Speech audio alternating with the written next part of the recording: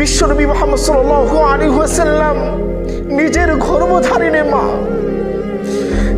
গর্ভধারিণীর মার কবরের পাশে দাঁড়িয়ে অঝোর নয়নে কান্না করছে, কিন্তু মার জন্য, ক্ষমার জন্য আল্লাহর কাছে দোয়া করতে পারছে না, ক্ষমার দোয়া করতে পারছে না। কেননা সময় শেষ হয়ে গেছে, মুমিন হয়ে মৃত্যুবরণ করতে পারে নাই। আপনি কে? কিসের তো আপনার এত ক্ষমতা?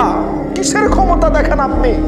বিশ্বনবী মুহাম্মদ সাল্লাল্লাহু আলাইহি সাল্লাম তার মার কবরের পাশে দাঁড়িয়ে মুসলিম উম্মাহকে একটু উপদেশ দিলেন, জুরু কুবরা, তোমরা কবর জিয়ারত করো, ফাইন্নাহা তুযাক্কিরুকুমুল মাউত, কবর জিয়ারত তোমাদের মৃত্যুকে স্মরণ করে দিবে।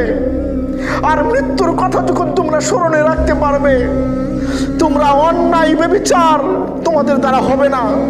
একে একেই তোমরা নামাজ পড়বে, একা একাই তোমরা ভালো হয়ে যাবে, একা একাই তোমরা টাকনুর উপরে কাপড় পরিধান করবে, একা একাই তোমরা হারামকে বর্জন করবে, একা একাই তোমরা সুন্দরভাবে ইসলামকে মেনে চলবে, যদি তোমরা মৃত্যুকে স্মরণে রাখতে পারো।